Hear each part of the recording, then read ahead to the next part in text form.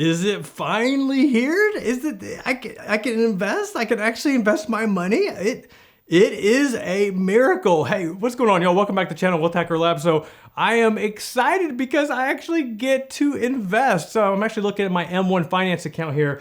And the reason why I'm excited is because for the longest time, I mean, maybe I'm exaggerating a bit, but I couldn't invest my money because I was trying to transfer some money in. There was some issues with verifying the online bank credentials, and we had to do micro deposits, and those didn't show up. And finally, after, which seriously felt like I might have aged, might have celebrated a birthday in between. But anyway, the micro deposits showed up. I could verify my account, my bank, and I've started to ACH money in. Can I get a hallelujah? Yes. Amen. Amen. I have exorcised the demons. For those that are new here, you probably have no idea what I'm talking about, and that's okay, because what I'm doing is two separate $100,000 portfolios.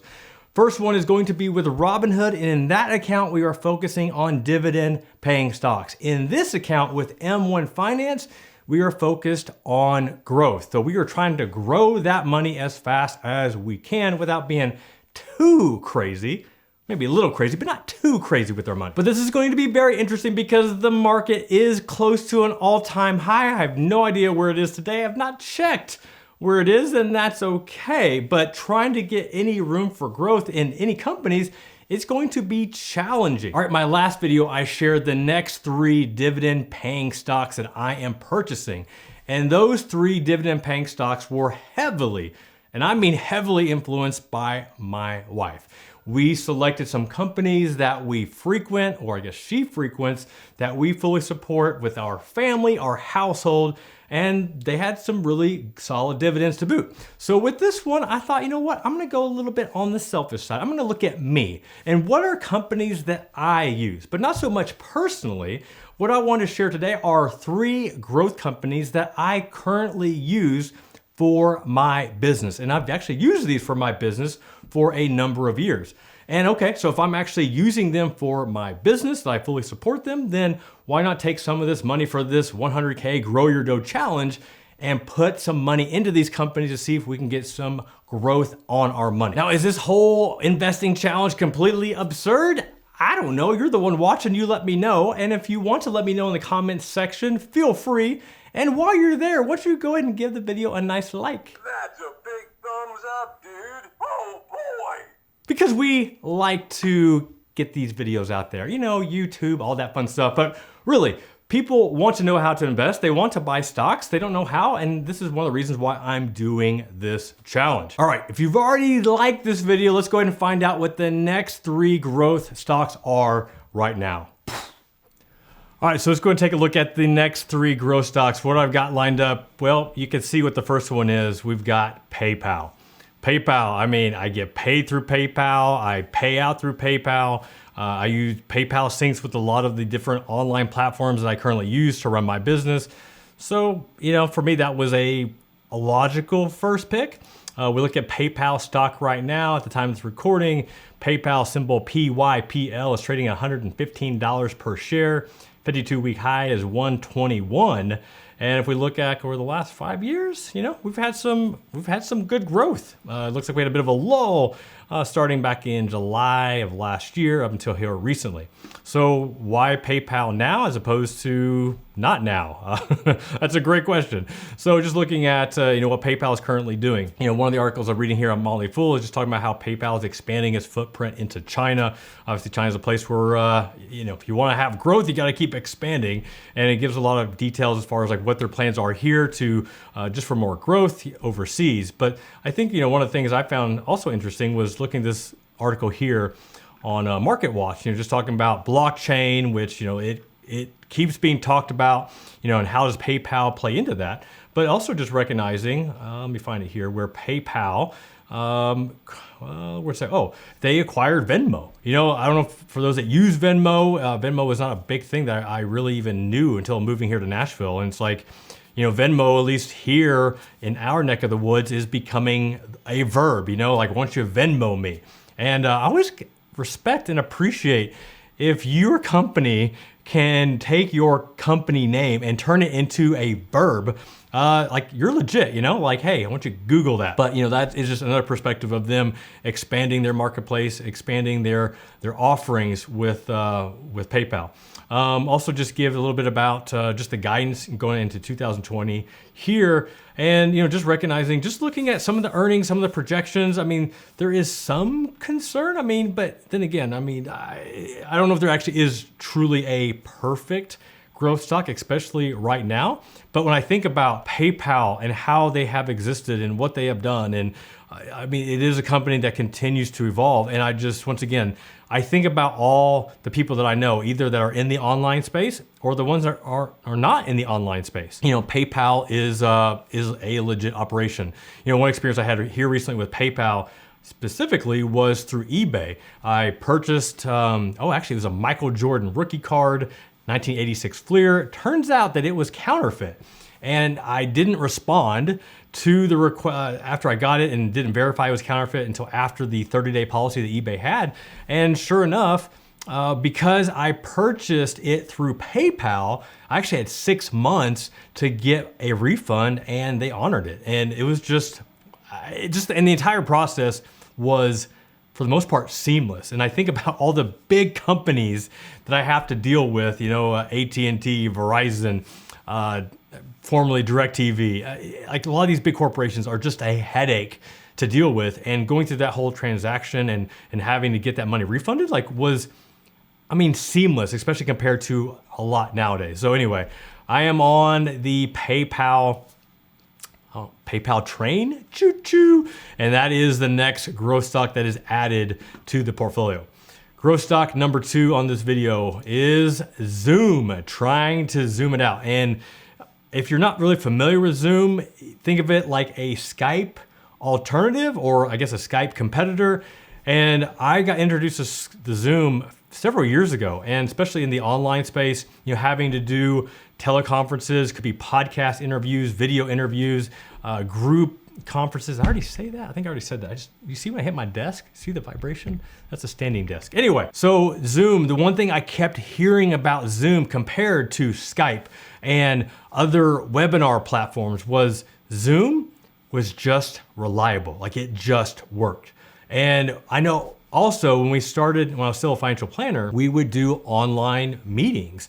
And Skype just didn't have that professional feel. And we tried another one, I think it was join.me, and it just always had buggy issues. Like, our prospects or clients always had an issue trying to just log in. We would waste like 15 minutes just trying to get them to log in. But with Zoom, it just worked.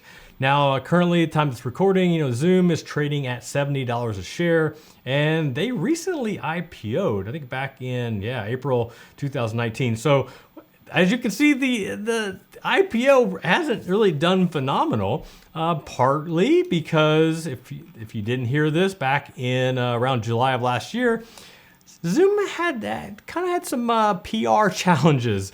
They had a security hack, something to do with, I think, people being able to log into, like, say, your webcam that synced up to Zoom, and there was a lot of rumblings about how they responded to this. And but I know a lot of people, just because of the reliability of the platform, they didn't cancel the service. They didn't go away. Looking at this article on NASDAQ, it just talks about how Zacks Equity Research currently ranks Zoom, and I think they currently rank it as number 2 in their sector rank as far as in the computer technology group. That is coming from Zacks, which is a very respectable research group. But then here's another article on Investors Business Daily, just talking about CrowdStrike and also Zoom, talking about, the IPOs of last year, fully rebounding in 2020, and just looking at, they favor Zoom as being one of those. And when you have a bad PR data breach like they did, that will hurt you if you don't take the right measures. Now, they have since cleaned all that stuff up,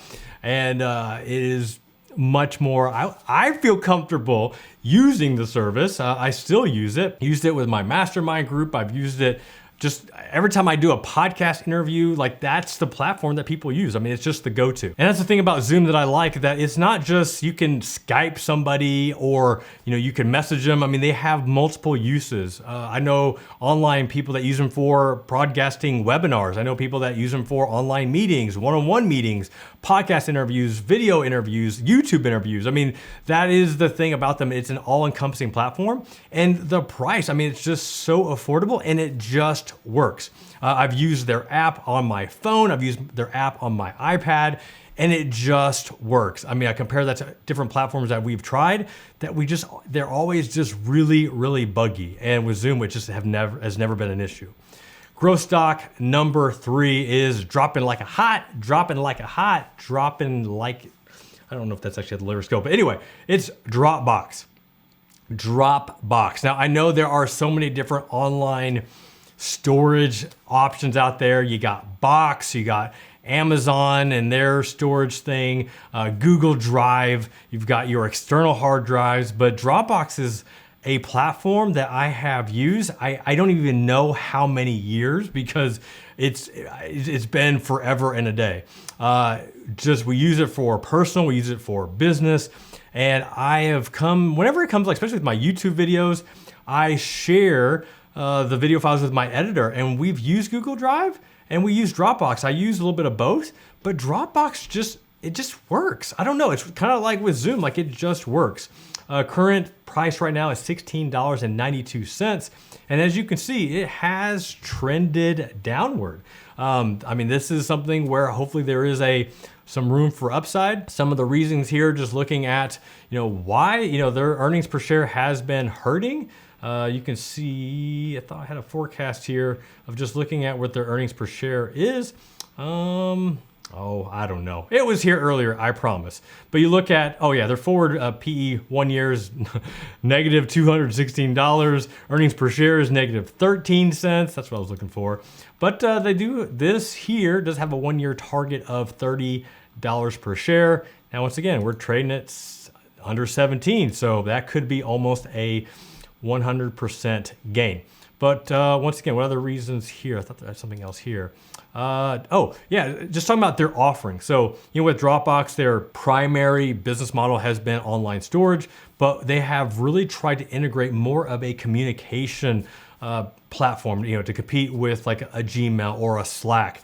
And I'll be first to admit, like I haven't gravitated towards that yet, but it has made it so much easier to use it. I know for me, it's our family photos, it's videos, it's my online course. Like that's where I back up all the different lessons, all the PDFs, all the PowerPoints are going to on the Dropbox. But really just looking at, finding value, they're working on creating more of a SaaS, having, that subscription type model, which anytime you got recurring revenue, that is typically a good thing. It's not a bad thing. Just looking over some of the different articles I was reading about, obviously, the earnings per share is this is the biggest thing, right? I mean, there are some challenges here, but with a lot of companies, if you're looking for growth, you're looking for upside, part of growth is taking an inherent risk. And one of the things I can rest on is the fact that, once again, like these are companies, Dropbox, PayPal, Zoom. These are companies that I am using. And as of right now, I've not seen a better alternative.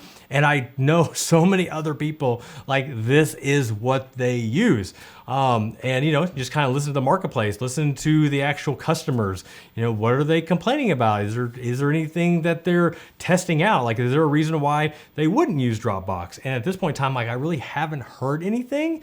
But and until then, I won't sell my stocks. So right now, these are the next 3 stocks I'm investing into my growth portfolio. So yeah, let's go ahead and give some closing thoughts right now. All right, you want to let me know. You know that you want to give me your opinion about these 3 companies, PayPal, Dropbox, Zoom. Do you think that I have some room to grow? Do you think that I can make some money? You gotta know. Let me know in the comments below what you think. And while you're down there, give me some other ideas of some growth stocks, some growth companies that you think are the next money makers. Which ones do I need to be looking at? Maybe what are ones that you are actually investing your money into? And if you haven't yet, be sure to subscribe because I've got more videos where I'm sharing the next dividend paying stocks, the next growth stocks, and also we're gonna track to see how this goes for the rest of the year. We're gonna have a lot of fun here at the Wealth Hacker Labs channel, but you're only gonna be part of the fun if you subscribe. So be sure to do that. All right, y'all, until next time, this is Jeff Rose reminding you that it's your money, it's your life, and only you can make it awesome.